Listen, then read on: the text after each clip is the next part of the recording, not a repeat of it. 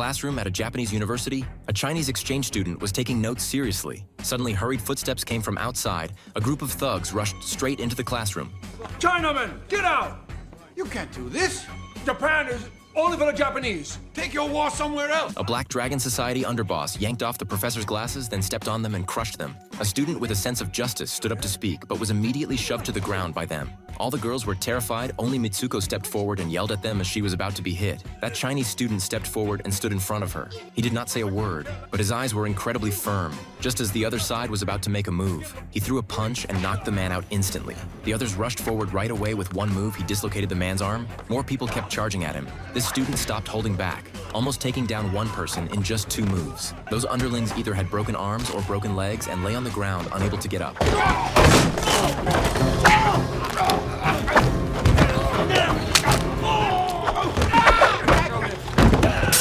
The underboss, who had been shouting earlier, woke up and still tried to attack but got his jaw knocked off. 3 people rushed in together and were still easily taken down by him.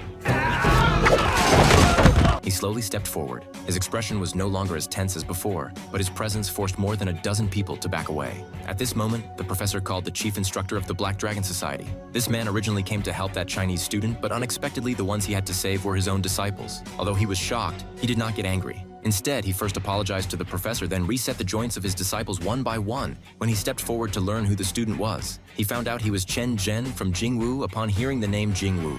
A trace of regret appeared on his face. He said he had just received a telegram that morning that the master of Jingwu, Huo Yuanjia, had been killed in Shanghai after being beaten to death by members of the Black Dragon Society during a match.